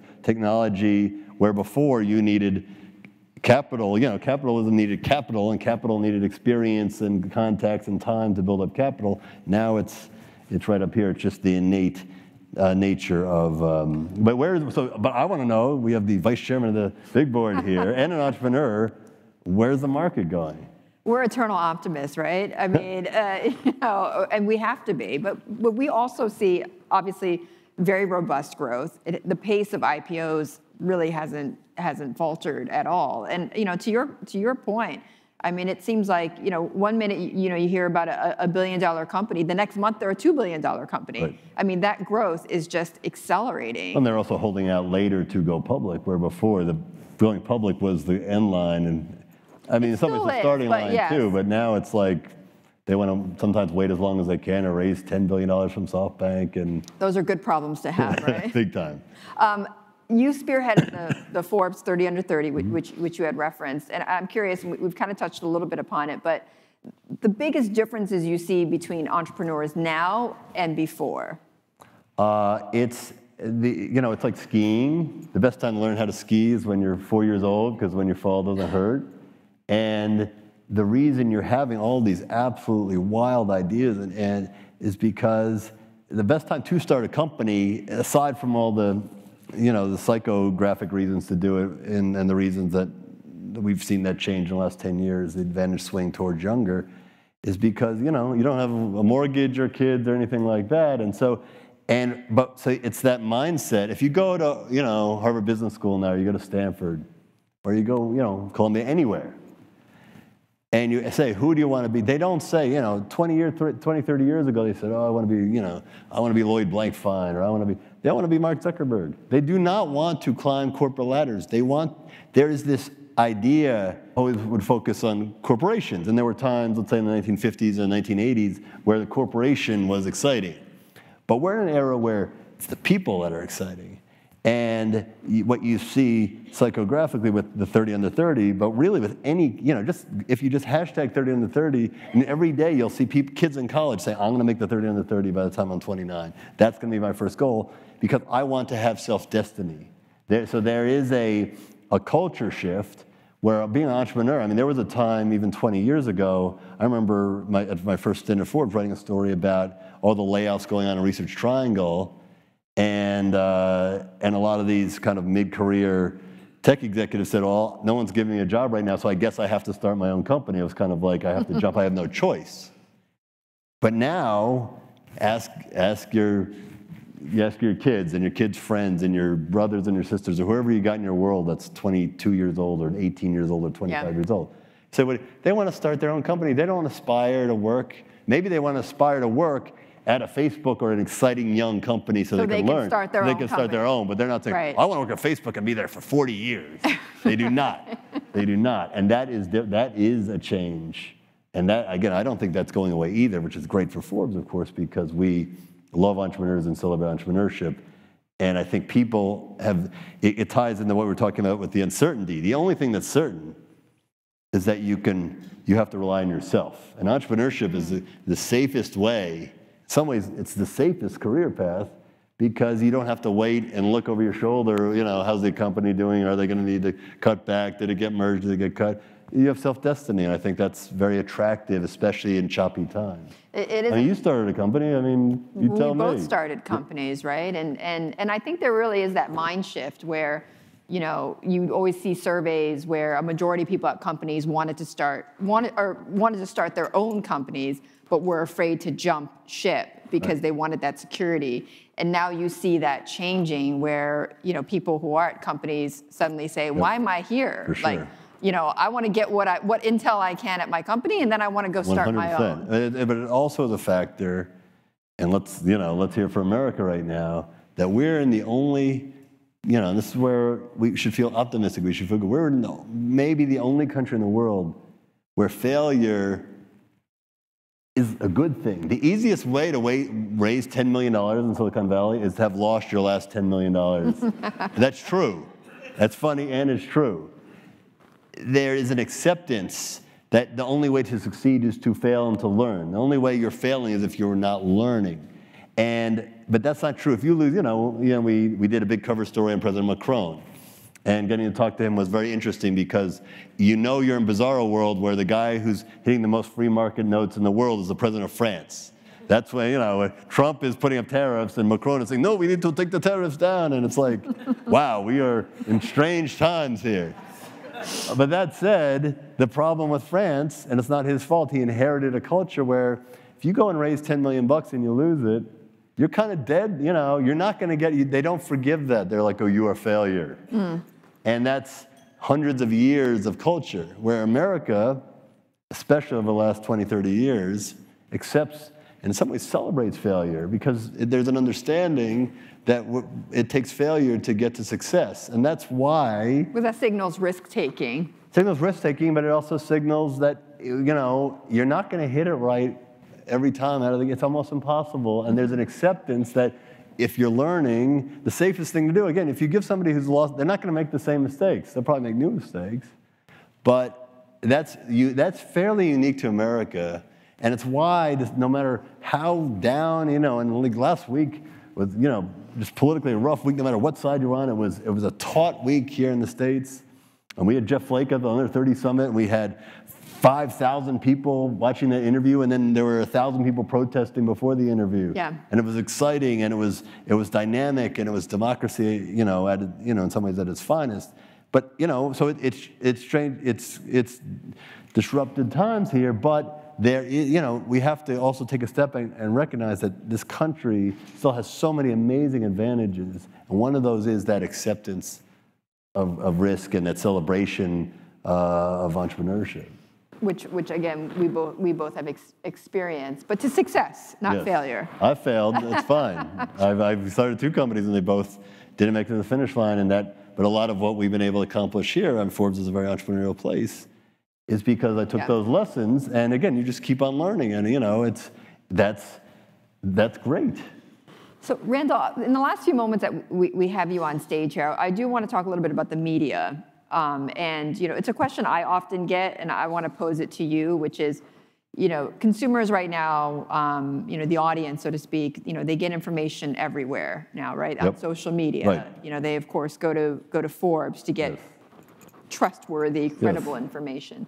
So what can you tell the audience here on educating the audience on misinformation out there? It's you know, it's a great question, and it's the number one, you know, most important thing going on right now. Media is, how do you trust? I mean, we're in a situation where you look at every poll, and people have incredible mistrust in any information they get, no matter where they get it. And some of that is the fact that anybody can create content now. I mean, you could just go on your Facebook page and write something. You can post something on LinkedIn. You can post something on Medium. So, you know, the beautiful thing about what's happened is we've democratized information that is mostly good. But in democratizing information, we've kind of created this Tower of Babel where nobody trusts kind of anything. But that's where it's been a lot of fun to be at Forbes, because you do see, and again, we have so many brand experts here, you see that turn to quality brands as kind of, in some ways, it gives us more power, because if people are looking for stuff, and they just did the Neiman Labs up at Harvard just did an incredible survey. They interviewed over 2,000 people, so it's a bulletproof sort of margin error survey about what brands they trust most. And Forbes out of 38 came in 5th. And we were right ahead, one spot ahead of NBC News, and 1 spot ahead, and 2 spots ahead of New York Times, and 1 below BBC. So we were in excellent company, and we were very proud of that. And I think that's our number one challenge and our number one goal, is to cherish that we have a great brand. And again, we have all these brand stewards in this room. You represent an unbelievable brand. So everything we think about every day when we go into work, when we publish a story, and we publish 300 or 400 stories a day, is we recognize that any one story, I mean, ask Rolling Stone in the UVA rape story. I mean, any one story can kill your brand. So it is both an honor and a privilege to have a brand that has that kind of trust. And in this world, people are increasingly looking to a few brands to say, okay, I know that is legitimate. You know, we still have fact checking. We're one of the only places that still do that. And again, that's not. Is that trust fragile? Quite fragile. Yes, and that's an investment we make in that trust because it's not an economic. You cannot economically justify having 20 people who a lot of their job is to sit around checking name spellings and things like that. Right. But it's an investment in the brand. And that's our number one asset. Is our brand, and everything we do every day is to. So that's at the end of the day, it is very, you know, every institution is under attack. Financial markets, government, media. There's a mistrust, you know, in this world. There's a mistrust of everything institutional, and so. But you do see, and we saw that, you know, on Friday with the release of the survey. You do see people saying, you know what, when I can't trust anything, I'm going to take a couple things that they're beacons that I know I can trust, and that's something that we think about every day. And Randall, just a final thought here. What are some tips or what recommendations might you give the audience here about how to cut through the noise? You know, as a brand, how do you cut through the noise these days? I cut through the noise in the way that's probably the worst way to cut through noise. I actually use Twitter, which is the worst, actually, in some ways, place. But if you filter correctly, and you filter, most important, you filter small l liberally, in that you're getting different points of view, trusted sources, but diverse sources, you can actually get a feed. If more people did that and use filters, but in a way not to reinforce what they think they know, versus to get a wide spectrum of interesting facts and opinion from places they trust, I think we could return. I mean, that's what's missing in this country is, you know, there's no Walter Cronkite trusted voice anymore. Right. Again, he probably had too much power in retrospect, but you can now amalgamate that if you're smart. We need to educate. I mean, it comes down to education. We need to educate kids who are growing up incredibly jaded about information. They're the worst. They don't trust anything. And when, you know, I mean, that's why in some ways the 30 under 30 is important, because we quickly get them in our camp. Right, but how about the brands? How do the brands cut through the noise? Well, how do the brands cut through the noise? That is a good question. It goes, you know, to me, it goes back to, and when we cover these companies, and when, you know, we just did the big cover story on Amazon, it's authenticity and it's trust, in that they take responsibility and they speak that people trust them. The brand, just like when we publish, if we ever publish a story that is wrong, we don't correct it, it's a brand killer. No matter what your company is or what your business is, we all make mistakes. Everyone makes mistakes. How do you handle those mistakes? Are you authentic and honest? Because, you know, like you said before, Betty, the consumers have gotten so savvy that if you try to end run them, or they will figure it out. And so it's kind of radical honesty, which is kind of refreshing. Pretty simple, right? Getting back to the basics. It's simple in theory, and it's hard in and hard to execute. Right, Randall, thank you so much. Thank you. Really appreciate you joining us. Thank you.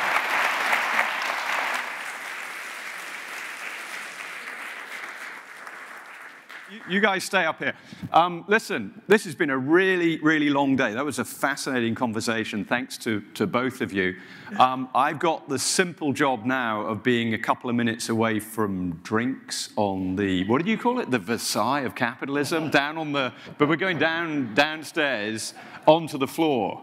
So I just wanted to thank everybody, actually, to thank all of our contributors and speakers. It's been the content. I don't know about you, but I found the content scintillating and really interesting. We've talked about brands, we've talked about customers, we've talked about digital, we've talked about the future. It's Interbrand's 50th birthday in 5 years' time, and I was going to try and end by talking about, you know, blockchain and AI and the Internet of Things and driverless cars.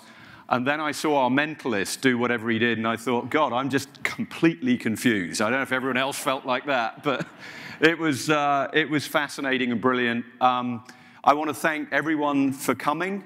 I want to congratulate the top 100 brands in the Interbrand rankings. Amazing achievement for getting there, particularly for those who've got onto it for the first time this year.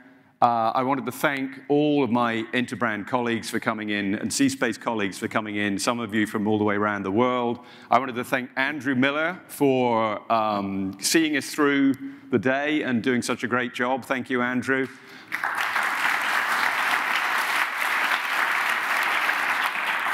And listening to these two experts, what a wonderful time to be alive. I mean, the opportunities for us all as individuals, as companies, are just tremendous. I would like us to think just a little bit about one or two of the things we talked about earlier, the climate change for our kids and our grandkids. And I'd like us to think about the divided world we live in today. Brands can actually make a big difference in trying to bring the world back together. They are a force for good. They're a force of trust. And they just make life better. But thank you all for contributing so much and spending a long day with us. Drinks downstairs for all of you if you'd like to join us. Thank you very much again.